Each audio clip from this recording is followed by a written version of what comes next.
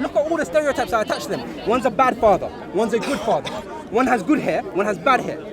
Yeah, it comes. Just visual. Math. You understand semantics. Semantics. Understand semantics. But you have to also understand semantics. It's very, very important. That's your You have to understand there's a lot of black people That's who you black think now. you're attaching the bad father to whoever. Content over everything. The good father to whoever. You're the you have the. Are you kidding me? Ask 100 people. Show them a white man and a black man. Yeah. Make it anonymous. Yeah. So they like to put their name on it. Ask them who's the bad father, who's the black father. Furthermore, ask a 5-year-old. Fuck it. Don't ask an adult. Ask a 5-year-old. I've seen this experiment. Ask a 5-year-old. The 5-year-old, whatever bad attribute you attach, they will always point as the darkest skinned person. Whatever good attribute you ask them about, they will always point at the fairest skinned person. I think quite a lot of his friends What I think that this counts is there's a lot of people, like myself for example, who take a lot of pride in being black. So if you try and take away that blackness from us, that's not necessarily going to lead. We're actually going to feel like that's taking something away from us. You're African, yeah? Yeah, I'm African Caribbean. Okay, you're African. Yeah, I know I'm African, but African Caribbean. You're African. In Africa, nobody calls himself black. I understand that, but I'm African Caribbean. You have to understand the cultural history that I have. I appreciate that. I appreciate You understand that. it's But where did it come different. from? You have to understand the difference. I don't care where it came from. I'm talking about what we've developed. In the Caribbean, our culture is very different. We've developed a unique culture for ourselves in Jamaica out of a very shitty situation. Now, you cannot now come and tell me I need to give up on that culture because I have to go back to the traditional culture we had in Africa. I accept that, but I think that is very similar to when Pan-Africans tried to go back to Africa and tried to say Africans, you all have to unite and be one. That didn't work either. We have to understand the nuances and the complexities in our cultures. I have to understand, when I come to Africa, Africans don't use the term black. Africans talk about the tribe that they're from. But you should understand, when you come to Jamaica, Jamaicans do talk about being black because there is a pride in that, in our cultural history of where we're coming from. Because being black to us isn't about being something negative. It's about embracing the fact that we are traditionally, historically Africans who were taken out of Africa and raised here. Let me get a mic. So that's all I'm saying. My question is to you, if you are identified as black, why do you have to identify yourself as black? What do you mean? If you are identified as black, remember, you didn't come up, for sure, you accept that, you didn't come up with it, right? You said it in Africa. for sure. Hang on, I'm speaking to this gentleman, please. So you accept that in Africa we don't call ourselves black, Yeah. And once upon a time your ancestors didn't describe themselves as black. Yeah. You understand that this is something you It developed. depends where you go. This is something you developed in your context in the Caribbean. It depends where you go, but And yeah. this is because you were labelled as black. It depends where you go. No, in Mali, how do they refer to people from Africa? Farafina, the people of colour. Do you know what I mean? So in Africa, they already use terms to refer to the way they looked, and in comparison to the people that They didn't say look like we are that. black. No, they didn't use that term. That's No, what I'm saying. a new term. I'm yeah. saying purely on that term, black. Yeah. But this is a But term I'm that saying, comes how from a is that racist gonna white guy. end racism? Now listen, this is what I'm saying to you, yeah? There is two that are left. They used to be red, they used to be brown, they used to be yellow. Yeah. There is two that are left, black and white, and they are binary opposites. Yeah. For a reason. It gets to the point where nowadays when we think about race, we think of black and white people, like half of humanity isn't Indian and Chinese. It don't make no sense, bro. Yeah, for sure. It don't make no sense. Literally, people. There was a documentary on the 100 meters. Why does the 100 meters always get won by a black guy, not a white guy? Okay, why doesn't that get won by an Indian or a Japanese guy? Why does a Japanese guy never won it? They didn't even ask that question because when we think about race, we think of black and white. So you think by removing black, the world becomes less And binary? white. I'm talking about and remove there's both no of racism. them. I'm talking about that would be a big. But then what happens? He asked me. Then when we get into nationalism He and tribalism? He asked me. First of all, everybody's a tribalist. Everybody's a tribalist. Okay. It's how that tribalism is manifested. Sometimes it's manifested within the context of the nation. So, therefore- Sometimes it's manifested in the context of race. Therefore, A lot of people are. I'd argue that it is more unifying to be tribal about being black than it is to be tribal about being Igbo. Because if you're tribal about being Igbo, you don't like Yoruba, you don't like Hausa, you don't like all these other tribes. But if you're just black, that unites all of you. Igbo, Hausa, Yoruba under one thing. Not necessarily, because they don't identify by it. When? If you talk to Go to- Nigerians here, what? they will identify as What, being go, black. to, go to Lagos. In the UK. Ask Not about them here in in the Lagos. UK though. But there's many more Nigerians in Lagos than Yeah, I London. know, but I'm talking about in the Okay, here, then, so- let's talk about the majority. But no, let's not talk about There's exceptions one for everyone. dogmatic approach. Let's talk about everyone. Do you know what I Fair, mean? fair, okay. London is a very specific context. There's a reason why we call ourselves black in London, because we are identified as black. Because of a political culture, which Yes, but I'm saying not in going to allow Africa you to that doesn't say exist. it specifically just came from white people, because people like Marcus Garvey and the Pan-African philosophy philosophers we had in Jamaica who pushed the idea of black nationalism, I would argue, actually led to a lot of what we saw in the 40s and 50s and the 60s when African nations became independent and took the red, gold and green Ethiopian flag. A lot of the political ideologies that came from black men in the West who had Pan-African black ideologies. So I would argue to you that the word black is just seen as negative by certain people, but when you're a Pan-Africanist, you actually see black as being black and African, as being interchangeable and the same thing. And actually you extend the word black, one second, you extend the word black to include people like those in the Native Americans and those Aborigines in Australia who also refer to themselves as black because they have had similar historical struggles and situations. Do you know what I mean? Australians were considered black, yes. Exactly, that's what I'm saying. So the term African, the term African would only just talk about the Africans, where the term black would talk about a wider group of people who have experienced a similar history. So melanated. And therefore, melanated people, yeah, and therefore so why don't you use we could use any term you want, to be fair. I'm saying I don't think black and white terms is the issue when it comes to how can white people solve the issue about racism. What I'm saying is, I think about what could solve. I don't think you don't understand the power of language. I want to come back to this. I believe the power of language completely, but I'm saying when it comes to this, the issue is how white people can help is not necessarily by changing black or white. It's like what you said, acknowledging the history that's happened. Acknowledging that history has led to certain imbalances which are still prevalent currently today, a massive legacy to that. Acknowledging that it's not going to be wiped overnight. Acknowledging that we need to have these communal conversations. So sometimes when black people just have a conversation about building and progressing, not to feel like we're attacking white people when we're doing that, but to actually take a step back and say, actually let black people come to that position. So we all work together to try and make everyone better. That could work too, but there's a forum for that. Do you know what I mean? There's a place where we should be able to come and say, yes, we can talk to white people and we're going to make it all better. But while we're in our own house having our own discussion about our own issues, I think it's unhelpful when a white person comes in and tries to tell us you're being racist, you're doing this, you're doing that, without necessarily first trying to understand what positions we're taking or where we're coming from. Do you understand what I'm saying? Yeah. Because we're usually not trying to attack white people, we're just trying to say all white people are bad. We understand the history and the context that it's just specific elite at the top. We also understand that there are certain times and situations where there are white people who aren't necessarily elites or whatever, but who become distractions because we end up debating and arguing with them. We're trying to prove our humanity or our experiences of racism, when in fact we shouldn't have to prove. If I'm telling you that I experienced racism, it's not for me to stand here for the next hour to try to prove to you that I've experienced racism. The really weird thing is that the white people that we grew up with, they recognize this. Like my white friend in the car, if he's got a bit of weed in the car, he will tell me sit in the back, bro, because he knows if I sit in the front, there's more chance of getting stopped. You get it? Yeah, fair. You know what I mean? My white friend knew that the teacher would pick on me more, and they will say, look, I got away with it because I'm white.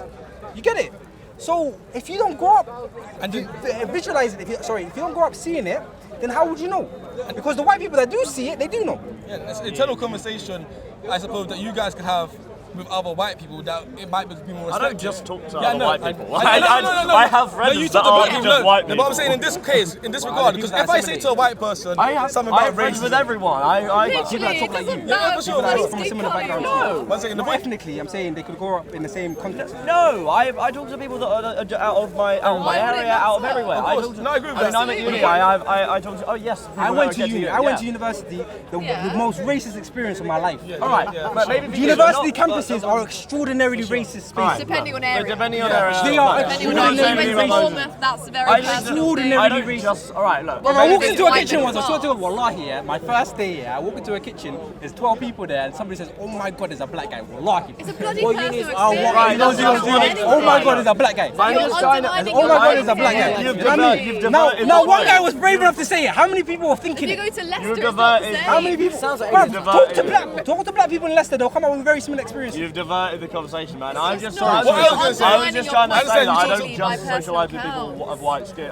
That's fair. I was going to say, but I was going to say, what you can do is, there's certain things that we cannot say, or if we have conversations, for example, if I go on radio and I have this conversation about racism or black people's experiences, there will be a lot more vitriol and hatred or anger from people on the far right and the right wing about a black person on the radio talking about this. Whereas when you guys are a lot more easier to have these conversations, actually talk to your own community, not to say you're not part of a wider community and that we're all part of it, but it's a lot more easier for you to talk to your own brothers and sisters within that community and say, look, there is an issue here. When black people want to discuss this, we should give them this opportunity, this chance, that space. That's all I can say. And that kind of thing is a lot more helpful. I don't necessarily think black people are standing around waiting for white people to come and help pick us up. We know we need to do most of our work internally within our own communities. But the issue that we do have is when we do have discussions about our communities, we get people saying that we're racist or that we're lying and that racism doesn't exist anymore. And Britain is a completely, look at Raheem Sterling playing for England. It's fine now. Do you know what I mean? And all these kinds of things. Sorry, yeah, that's my position on it. And when we have appropriate representation when it comes to the corridors of power, then that's the day you can say racism doesn't exist. And don't give me Barack Obama, because Barack Obama is not the first black president. Barack Obama is the 43rd president of America, because just like the rest of them. Yeah, of course. He's not any different to any of the rest of them. He talks like the rest of them, And the thing is, his policies are identical to them, I would make etc. is, the thing about Obama, he got into power and he was so meek and mild, he did nothing for black people really directly. If he had gone in there and said, I'm going to do this directly for black people, he would be seen as racist. Whereas Trump's gone in there, he's not been meek at all. He said he's doing this for his base completely. And he's getting away with it. He's getting away with it completely. But I just... we should acknowledge these differences, the different standards we teach with...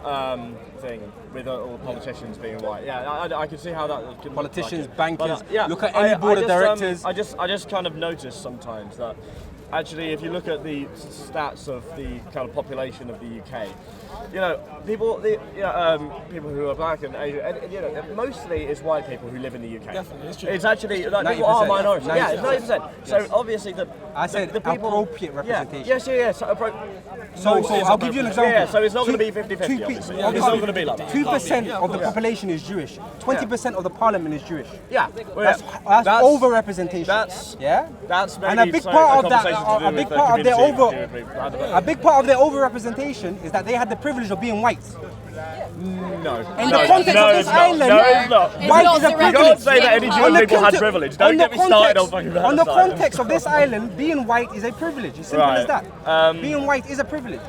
Yeah, no. I wouldn't say that's the reason for the Jewish civilization. Any Jewish person I know, the privilege they get isn't because they're white, because of the community, the Jewish community. You know, there's Jews in Ethiopia. Yes. Yeah? Black Jews. They look like me. Yeah.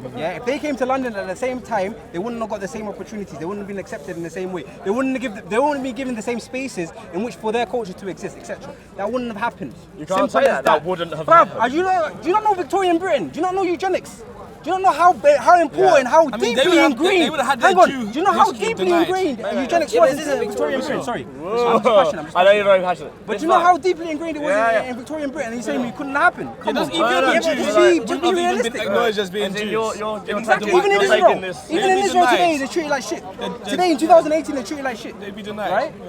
They wouldn't be like acknowledged shit. as So Jews. understand that skin colour plays a role. But they said that, you're playing a dangerous game saying, if this would have happened, this would have happened. Yeah, for sure. It's very difficult. You don't know for sure. Honestly, yeah, you never know for sure. I don't think it's a very good way to argue. I don't think it's a very honest way to argue, to say, if this would have happened, this would have happened. Let's stick to the facts or what we can. But obviously you can extrapolate from what has happened, and obviously that probably would have happened. But you can't, but it's a dangerous way to argue. What am I basing? You're basing it on I'm basing my argument on something that the Irish, the Jewish, and even the Syrians went through in America. In the early 20th century, white was considered white, Anglo-Saxon, Protestant. Catholics were not considered white, Jews were not considered white, Italians were not considered white, Syrians were not considered white, and they all lobbied to get white. And that's why for 80 years, I know you're going to think this is crazy, but for 80 years I was considered white in the United States, because the Americans considered me Arab, and the Syrians that went there, mostly Christian Syrians that went there, they got this white privilege, and I was attached with this white privilege. So even though my skin is not white, I was considered white. It's a fluid thing. It's not fixed in any time period or geographical location. But what I'm saying is to you, do not deny that it existed, and do not deny there's a legacy to those structures. I never denied it. There is a legacy to those structures. I never denied it. I swear to God, listen, like, if I get into a black cab, 100% of the time I've been inside that black cab, they've asked me for money straight away. They don't do that to you. They don't do that to you. Hang on, the one time I haven't is because I was there with a white person. Yo, let me start the whole argument quickly, Listen, white people, Listen. Mixed heritage children, racist white people or white people that don't like them, call them niggers. They get called niggers. Black people never call them honkies. But they've got half white, half black. Right. But on this side, you've got people that racially are prejudiced to them over there because they've got a little bit of this. On this side, there's no one that's prejudiced to them because of the actual... So what's your point?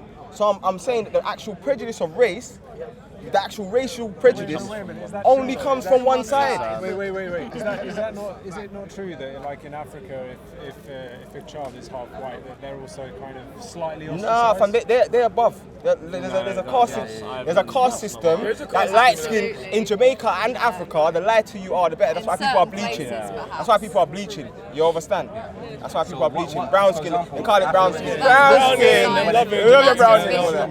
But I'm saying a racial prejudice only exists on one side where that's concerned. Like, so that's one way you can kind of see that there's a mentality. That's all, and we're not saying it's your mentality, you know. This is where you lot are getting it twisted. You lot might be. No, I'm just saying in general. If you're whatever you're defending, you've got nothing to defend if you're not racist. No, I'm just saying in general. When we're talking, there's nothing that you should be feeding as if we're saying towards you. If it's not your mentality. Do you know what I'm saying? Some type of way. I don't know why you. We're talking about. When I'm talking about racism in this country, I'm talking about the white guys that used to chase me down and call me nigger and try bottle me. I'm talking about the white guys that used to try throw eggs at us. I'm talking about real stuff that I went through. My friend Tristan was killed by some white guys and he got 2 years. Personal counts. Stop dismissing it first. No, what we're saying is Paki bashing is real, nigger bashing is real. There's not white bashing. So that should be white bashing? No.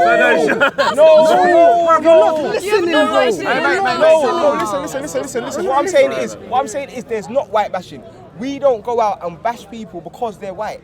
That's not historically in this country. Historically, yeah. Huh? That's correct. Black people going out Historically, we have. Yeah, but today, we need to talk about today. What? No, we're not doing it today either, bro. Listen.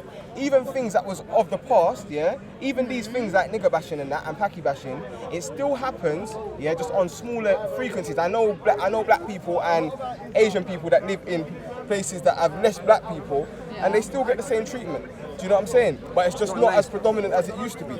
But what we're saying is it's only on that prejudice, like obviously in the black community, for example. Let me give you a good example. In the black community, yeah, like when we have black family events, like we don't really have a lot of, like we don't have racism, like we don't really talk about white people, like, you get me? White people can come to our family events, we're cool. Like a lot of the times growing up, like we knew we couldn't go to our white friends' houses. Like a lot, no, it's not like you know white people that I couldn't go to their house. It might not be your house, but I'm saying you know white people that are in the pub. You've been in the pub, and you know who they are. So we're talking about them, yeah. But we're saying that doesn't really exist on our side like that. There were certainly certain maybe Asian people's houses that I couldn't go to. Yeah. 100. You know, there were loads of girls that if I dated them, their mums would not be happy if I was a white guy. No, 100. Yeah, but they'll be even less happy if I dated them. No, this is what you don't get, bro. That is what you don't get. You don't understand it. That is true. That doesn't get it, bro. That is true. Now, how many Arab women I know that are married to white men? That is true, yeah. And they take a fake shahada to marry them. Even sometimes it's the reasonings that are sometimes given, yeah. Wallahi, bro. So like our parents. And they'll say no to a Muslim. My mum might not necessarily want me to get with a white girl, yeah, but her reasons were more because there's black women and they're single and you got community, and it was more based upon those reasons. But I'm saying when the white girl's reason is sometimes a lot of the time because he's a nigger and we don't want no black children in the family. Sometimes those are the reasons exactly the given. same reasons, isn't it? No, it's not, because but if I don't want to date a black boyfriend, how is that worse? No, you're good. No, that's not racism. How is that worse? I'm telling you right now. If you tell me I don't date black guys, I wouldn't have no problem, because I'm the same. I only date black women. Do you know what I'm saying? But that doesn't mean that like I've got anything against anyone else. It's just that I love black women. You get me? Like there's something they do to my stomach. You get me? That's just what it is. Do you get me? So if a white woman says she likes white guys, that's not a problem. But then when a white woman says she doesn't like black guys because of monkey, rare. Who has ever said that? Who has ever said that? I'm saying in the history of anyone I've ever met.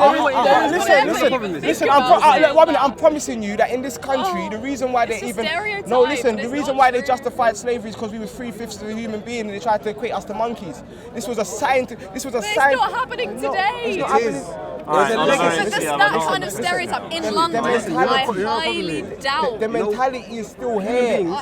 Have you experienced that? Yes, I have. And what I'm saying is that Well, I'm really right now, out of all the black people that I know, they have never experienced I know that. so many. That's the thing. It's funny that you don't know any black people that feel like that. But every black person I could bring to Every you single could one. tell you about some Every sort. single Could one. tell you about some sort of institutional racism that they've been through in this country. Institutional, Hands yes, down. but what you were talking about was the stereotype of Stereotype, That's what I'm 100%. talking Every black about. person I know could tell you about at least one scenario. I'm promising. Maybe if you spoke to them. Well, I can't maybe say that back didn't for me. ostracize. Yeah. Bring your black friend. Spoken to you. My one black Yeah, friend. bring your one black friend. My one black friend. You weren't able to convince them. Because sometimes your one black friend, you know what? Sometimes your one black friend. One minute. Wait.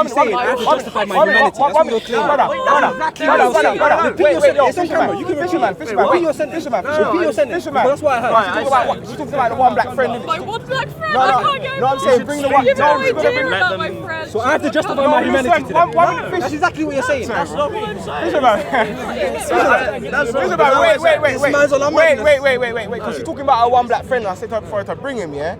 And what I'm saying is sometimes your one black friend, black people tell me if I'm lying, yeah? Let's be real. No. Let's be real. No. I'm not even going that far. I'm saying that even your black, show this to your one black friend and see what they say, yeah? Sometimes your one black friend, yeah, doesn't feel fully comfortable and confident, yeah, to even having a conversation about racism because they don't want to offend you or make you feel some type of way. Because us as black people, we're very accommodating. We don't like to make people feel uncomfortable and awkward. So even me, I wasn't comfortable talking about racism. I'm a very comfortable person. You're talking about it here in front of everyone. 100%. Your black friend got into a comfort zone with white people. Once he tries to distance himself, once he tries to make a point, he might get expelled from the community. It's a risky thing for him to try and. If he's like, I'm experiencing all these racist things, and you like, but I'm not a racist, why are you confronting me about this? And you might expel him. He didn't possess the power in the relationship. So when he's not probably comfortable because he wants you to stay inside the space. This guy talking to No, I understand that. where are you from, bro? From Belgium. Fuck Leopold. We have the worst. Fuck Leopold.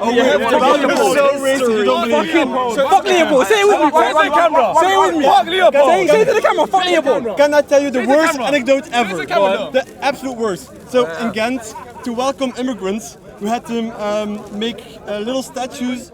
Like I don't know the exact word, but like molding statues. Little gnomes. Yeah, little garden gnomes. just the heads. What's it called? Like a bust. Yeah. So they were making busts of Leopold II. Are you serious? I'm not even kidding. Like, hey immigrants, come to our country, we're gonna do some collective activity, we're gonna have some fun, we're gonna make miniature Leopold II. Just say it to the camera, I'm from Belgium, fuck Leopold II. And fuck Leopold II, it's the stupidest thing. There's still a statue of him in Ghent. There's still a statue of him. This is very phenomenal, yeah? This is a very phenomenal moment. There's also Leopold II street. Yo, this is a very phenomenal moment, yeah? Because remember, we're in Britain, yeah? And obviously you lot are English people that, like, we've lived the same experience as you lot, yeah? But they're similar, yeah? You don't know. Oh yeah, similar because of the... No, I'm saying similar in the sense of environment. We're in the same environment, same TV, same school and everything, yeah? So boom, yeah? But these guys, they're from Belgium, which ain't even the same place as us, yeah? But because of coming from somewhere else, it's like they're quicker to understand what we're saying, even though they don't even speak our first language. Do you know what I'm saying? Than we can even speak to the people that actually come from the same country as us. There is a British thing. Yeah, so sometimes there's a British thing. Like British people get taught to be proud of the British Empire and British culture a bit more than I think Belgian people. Belgians are really proud of it. There you go. Belgians aren't proud of the empire. It's nothing to do with Britain. I'm simply questioning you, and I think it's important. So you don't think what I'm saying is no. It's not that I don't agree with you.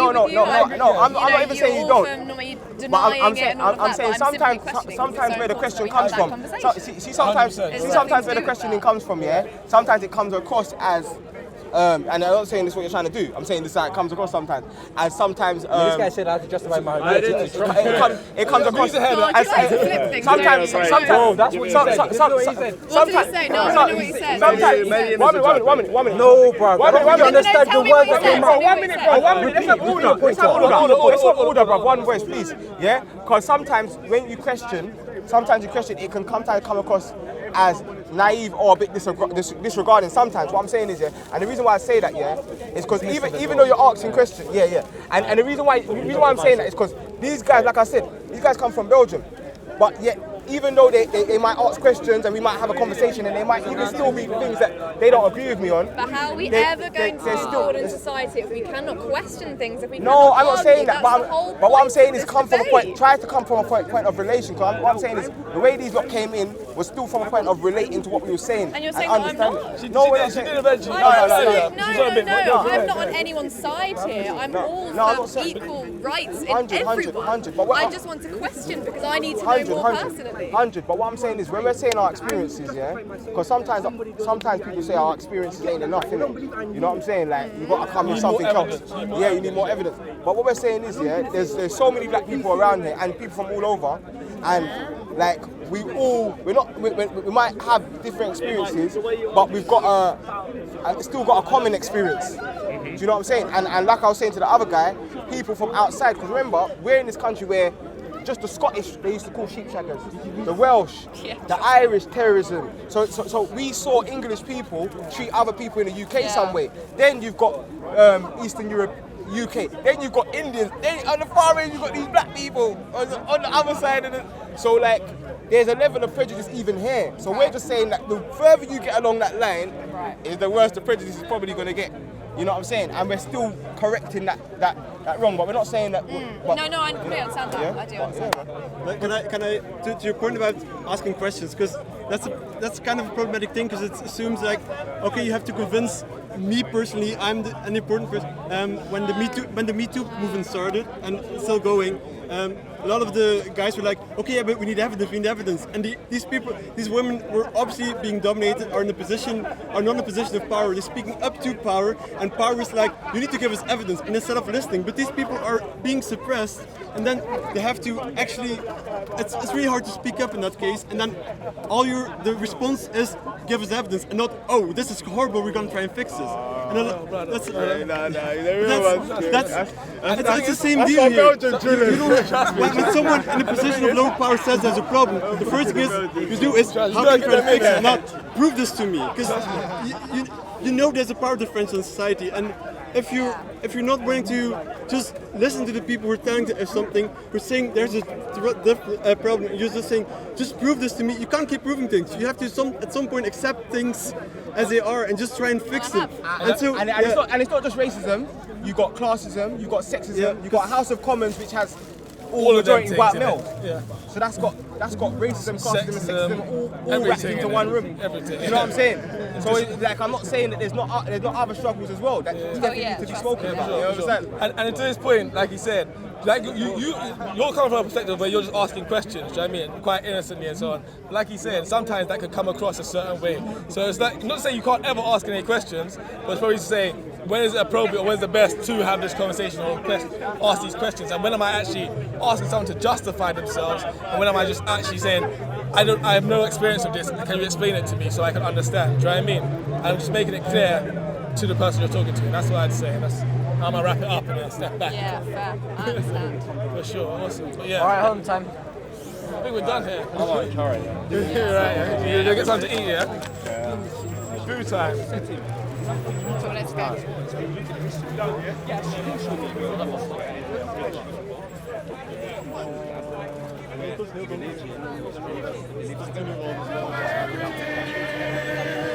Come take over everything from your melody.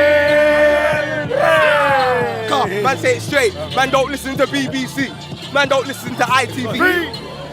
Listen. We back on the corner, B. We back on the corner. Urgy was cooking. We ain't gone nowhere. Urgy was cooking. Urgy was cooking with gas. Back on the corner, B. Urgy was cooking with Drill gas. sergeant back on the corner. Come on. You get me? I have to quickly cover this. Come on. Pepper them up. Come on. And I'm out again. But we will be back. Black Ops. Moving forward. Black Ops. Gang. Oh yeah. I like it.